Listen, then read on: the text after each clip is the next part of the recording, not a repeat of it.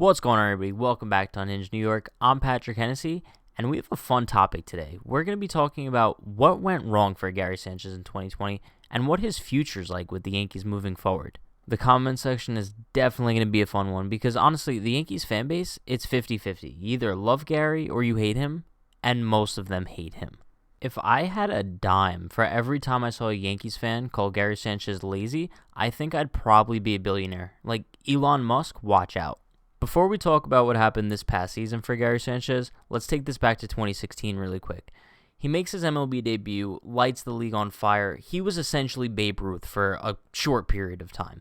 Honestly, he even carried those numbers into 2017 too. If you look at both years combined, 2016-2017, he played in 175 games, hit 53 home runs, 132 RBIs, batted .284 with a .354 on base and a .568 slugging, and a .923 OPS. The dude was unstoppable. Then he put up quite a disappointing 2018 season, you could say. Batted 186, 18 home runs, missed half the season.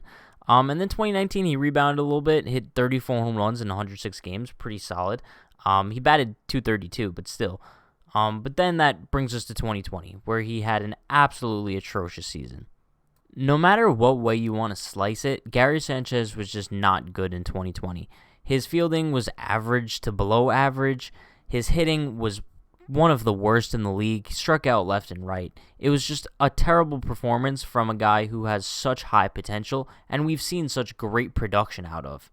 Looking at his numbers from this past season, Gary had the worst year in batting average, expected batting average, slugging percentage, expected slugging percentage, weighted on base average, expected weighted on base average, and his whiff percentage. He's never had lower in those stats in his entire career.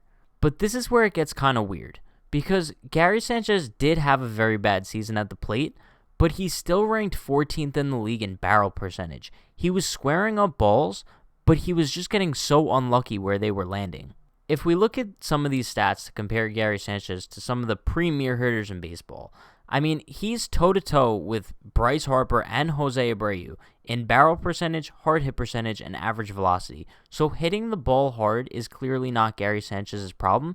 His problem is getting on base after that ball is hit hard, and he just doesn't seem to do that. All these strikeouts in 2020 gave Gary Sanchez a 36% strikeout rate, when his normal strikeout rate in his career is 26.3.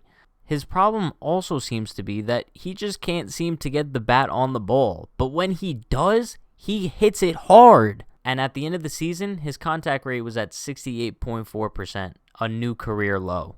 As described by Yankees hitting coach Marcus Timms, he said, "We watched a lot of video and he wasn't slowing the game down with his lower half. He wasn't staying behind the ball and he wasn't recognizing pitches, so he was swinging at a lot of bad pitches and swinging and missing. He normally doesn't do that. We detected some things and I think he's back." Clearly, Gary Sanchez had his severe struggles this season, and this even led to him not being the Yankees' starting catcher for most of the 2020 postseason. I mean, we saw Kyle Higashioka play in key games, especially Game 1 of the Wild Card Series or Game 5 of the ALDS.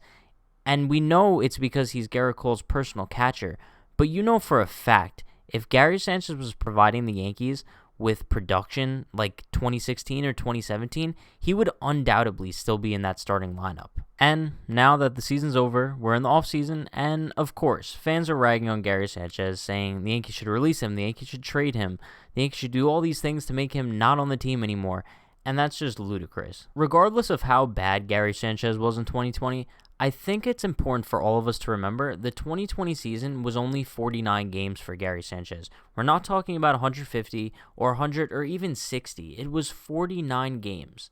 There were so many guys across the league who are normally superstars who struggled in 2020. We're talking about guys like Max Muncy, Cody Bellinger, Christian Yelich, and they struggled mightily. But why aren't those fan bases saying that those players should be traded? Because the Yankees fan base is unique. Yankees fans are very prideful in their team, and they want to see the Yankees do well. And they're very quick to turn on a player when they're not doing well, but you know for a fact if Gary Sanchez has a great season next year, everyone's going to be back on the Gary bandwagon. I think Yankee fans as a whole should come together and give Gary Sanchez another chance moving into 2021. I mean, it's impossible to keep degrading the guy for such a bad year. Now, don't get me wrong. If Gary Sanchez has another atrocious season in 2021, then there can be serious discussions about moving on from him, but I just don't think it's time to do that just yet. It's even evident that Gary hasn't given up on himself. I mean, we're seeing him go to the Dominican Winter League this year, get in some work.